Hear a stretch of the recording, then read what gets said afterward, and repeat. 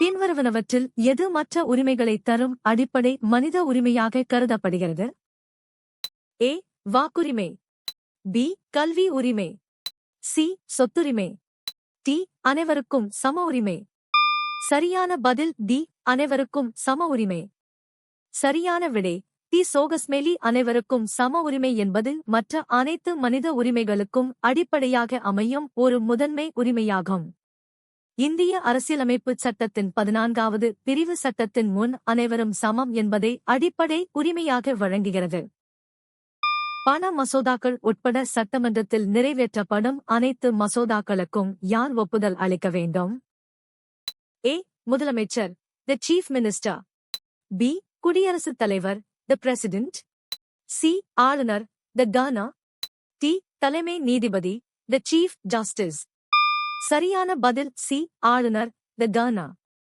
4. சரியான விடை சி. சோகஸ்மெலி. மாநில சட்டமன்றத்தில் நிறைவேற்றப்படும் அனைத்து மசோதாக்களும் சட்டமாக மாற ஆளுநரின் ஒப்புதல் கட்டாயமாகும்.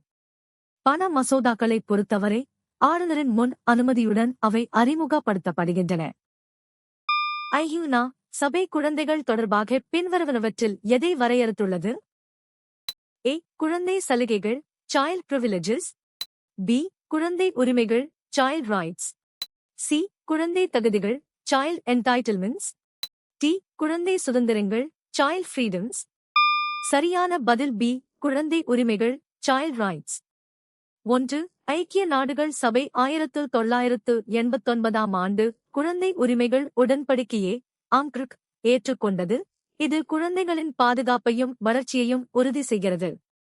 2. ஏ. சலுகைகள் என்பது தற்காலிகமானவை, ஆனால் உரிமைகள் என்பது சட்டப்பூர்வமானவை. பட்டியலிடப்பட்டுள்ள நாடுகளில் எது பொருந்தாத ஒன்று என கருதப்படுகிறது? A. Vatican, Vatican. B. America, USA. C. India, India. D. France, France. சரியான பதில் ஏ. Vatican, Vatican. 6. வாடிகன் ஒரு முழுமையான முடியாட்சி அல்லது மதகுருமார்களின் ஆட்சி கொண்ட நாடு, ஆனால் மற்ற 3 மக்களாட்சி குடியரசுகள் ஆகும். இந்தியா, அமெரிக்கா மற்றும் பிரான்ஸ் ஆகிய நாடுகளில் மக்கள் பிரதிநிதிகள் மூலம் ஆட்சி நடைபெறுகிறது. மாநில சட்டமன்றத்தின் இரு அவைகள் யாவை? ஏ. பாராளுமன்றம் மற்றும் செனட். பி. மக்களவை மற்றும் மாநிலங்களவை. சி. பிரதிநிதிகள் சபை மற்றும் செனட். டி. சட்டமன்ற பேரவை மற்றும் சட்டமன்ற மேலவை. சரியான பதில் டி. சட்டமன்ற பேரவை மற்றும் சட்டமன்ற மேலவை. 9. ஒரு மாநில சட்டமன்றம் ஈரவைகளைக் கொண்டிருந்தால் அவை சட்டமன்ற பேரவை, கீழவை மற்றும் சட்டமன்ற மேலவை, மேலவை என்று அழைக்கப்படுகின்றன. தமிழ்நாட்டில் தற்போது ஓரவை, சட்டமன்ற பேரவை மட்டுமே நடைமுறையில் உள்ளது. தமிழ்நாடு ஆளுநர் தொடர்பான இணைய ஆதாரங்களுக்கு வழங்கப்படும் டொமைன் பெயர் என்ன? ஏ. www.sajhurta.in. பி. www.ourconstdution.org.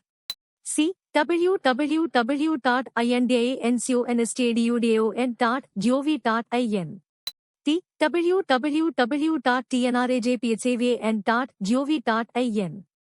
சரியான பதில் டி. www.tnrajphavan.gov.in. தமிழ்நாட்டின் ஆளுநர் அலுவலகம் ராஜ்பவன் என்று அழைக்கப்படுவதால் அதன் அதிகாரப்பூர்வ இணையதளம் www.tnrajphavan.gov.in ஆகும்.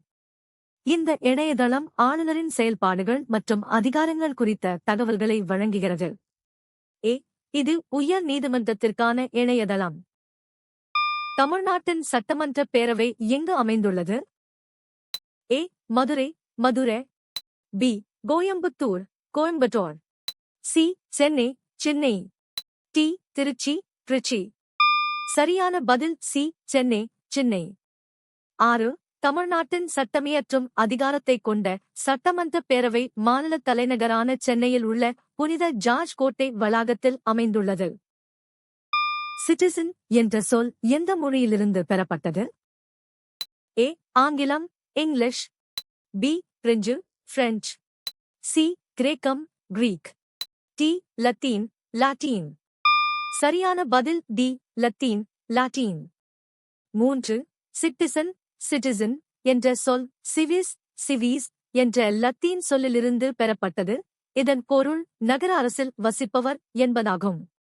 பண்டைய ரோமானிய காலத்தில் நகரங்களில் வசிப்பவர்களுக்கு வழங்கப்பட்ட உரிமைகளைக் குறிக்க இச்சொல் பயன்படுத்தப்பட்டது. அடிப்படை உரிமைகள் மக்களுக்கு வழங்கும் ஒரு உரிமை என்ன? ஏ. மற்றவர்களை கட்டுப்படுத்தும் உரிமை. பி. தனிமையில் வாழும் உரிமை. சி. பேச்சுரிமை the right to speech. D. வரம்பற்ற செல்வம் சேர்க்கும் உரிமை. சரியான பதில் சி. பேச்சுரிமை the right to speech. சரியான விடை சி. சோகஸ்மேலி இந்திய அரசியலமைப்பு சட்டத்தின் 19(1) ஏ பிரிவின் கீழ் பேச்சு மற்றும் கருத்து சுதந்திரம் ஒரு அடிப்படை உரிமையாக வழங்கப்பட்டுள்ளது. இது குடிமக்கள் தங்கள் கருத்துக்களை தடையின்றி வெளிப்படுத்த அனுமதிக்கிறது. அடிப்படை தேவைகளை பூர்த்தி செய்வதற்கான நிபந்தனைகளுக்கு எந்த உரிமை உத்தரவாதம் அளிக்கிறது? ஏ. சமூக உரிமைகள் சோஷியல் ரைட்ஸ். பி. பொருளாதார உரிமைகள் எகனாமிக் ரைட்ஸ். சி. கலாச்சார உரிமைகள் கல்ச்சரல் ரைட்ஸ். டி. கல்வி உரிமைகள் எஜுகேஷனல் ரைட்ஸ். சரியான பதில் பி. பொருளாதார உரிமைகள் எகனாமிக் ரைட்ஸ். 1. பொருளாதார உரிமைகள் ஒரு நபர் கண்ணியமான வாழ்க்கை வாழ தேவையான உணவு, இருப்பிடம் மற்றும் வேலை போன்ற அடிப்படை வசதிகளை உறுதி செய்கின்றன. இவை மனிதனின் வாழ்வாதார பாதுகாப்பிற்கு தேவையான நிபந்தனைகளை வழங்குகின்றன. வெகுஜன சமூகம் மற்றும் பெரிய மக்கள் தொகையுடன் தொடர்புடைய ஒரு நவீன நிகழ்வு எது? ஏ. பழங்குடி சபைகள் ட்ரைபல் கவுன்சில்ஸ். பி. முடியாட்சி மொனார்கி. சி. நிலப்பிரபுத்துவம் ஃபியூடலிசம்.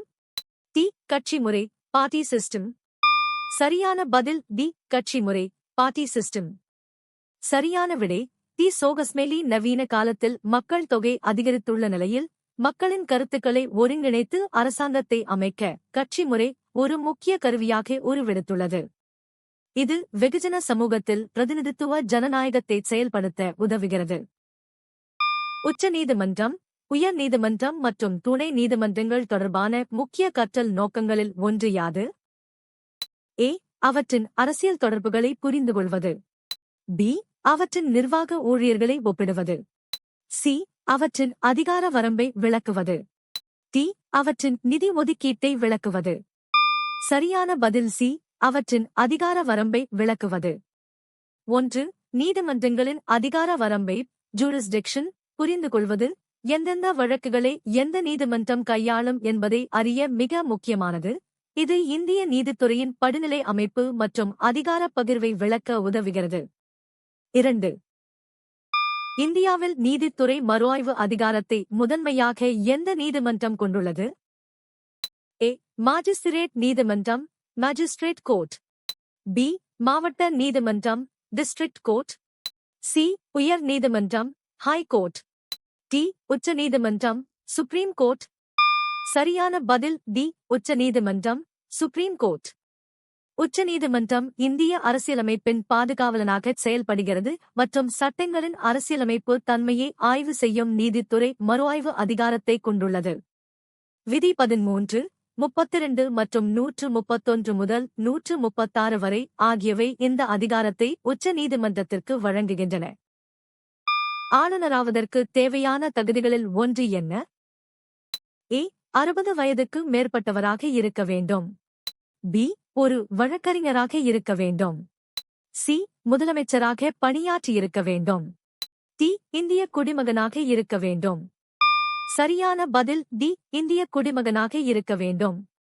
5. இந்திய அரசியலமைப்பின்படி ஆளுநர் பதவிக்கு விண்ணப்பிப்பவர் கட்டாயம் இந்திய குடிமகனாக இருக்க வேண்டும். மேலும் அவர் 35 வயது பூர்த்தியடைந்தவராக இருக்க வேண்டும் என்பது முக்கிய தகுதியாகும். மக்களவைக்கு மக்களால் எத்தனை உறுப்பினர்கள் தேர்ந்தெடுக்கப்படுகிறார்கள்? ஏ. 27. பி. 543. சி. 238. டி. 12. சரியான பதில் பி. 543. 8. சரியான விடை பி. சோகஸ்மேலி தற்போது மக்களவையில் 543 இடங்கள் உள்ளன. இவை அனைத்தும் மக்களால் நேரடியாக தேர்ந்தெடுக்கப்படும் உறுப்பினர்களால் நிரப்பப்படுகின்றன. வம்சாவழி மூலம் குடியுரிமை பெறுவதற்காக இந்தியாவிற்கு வெளியே பிறந்த ஒருவரின் பிறப்பை இந்திய தூதரகத்தில் பதிவு செய்வதற்கான கால வரம்பு என்ன? ஏ 6 மாதங்கள், பி 2 ஆண்டுகள், சி 5 ஆண்டுகள், டி 1 வருடம். சரியான பதில் டி 1 வருடம். சரியான விடை டி. சோகஸ்மேலி 1955ஆம் ஆண்டு குடியுரிமைச் சட்டத்தின்படி இந்தியாவிற்கு வெளியே பிறந்த ஒருவர் வம்சாவழி மூலம் குடியுரிமை பெற அவர் பிறந்த 1 வருடத்திற்குள் இந்திய தூதரகத்தில் பதிவு செய்யப்பட வேண்டும். மத்திய அரசின் சட்டமன்ற உறுப்பு எது? ஏ. அமைச்சர்கள் குழு, the council of ministers. B. குடியரசுத் தலைவர், தி பிரசிடென்ட். சி. இந்திய நாடாளுமன்றம், the parliament of India. D. பிரதமர், தி பிரைம் மினிஸ்டர். சரியான பதில் சி. இந்திய நாடாளுமன்றம், தி பார்லிமெண்ட் ஆஃப் இந்தியா. இந்திய நாடாளுமன்றம் என்பது குடியரசுத் தலைவர், ராஜ்யசபா மற்றும் லோக்சபா ஆகியவற்றை உள்ளடக்கிய மத்திய அரசின் சட்டமியற்றும் அங்கமாகும். நாட்டின் சட்டங்களை உருவாக்குவதும் திருத்துவதும் இதன் முதன்மை பணியாகும். மாநில சட்டமன்றத்தின் அமர்வுகளை யார் கூட்டுகிறார் மற்றும் ஒத்திவைக்கிறார்? ஏ. ஆளுநர், தி கவர்னர். பி. சபாநாயகர், தி ஸ்பீக்கர். சி. குடியரசுத் தலைவர், தி பிரசிடென்ட். டி. முதலமைச்சர், தி சீஃப் மினிஸ்டர். சரியான பதில் ஏ. ஆளுநர், தி கவர்னர். 7.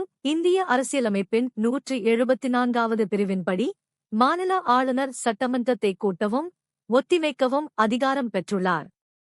இது மாநில நிர்வாகத் தலைவராக அவருக்கு வழங்கப்பட்டுள்ள சட்டத்துறை அதிகாரமாகும். நீங்கள் எத்தனை சரியாக பதிலளித்தீர்கள்?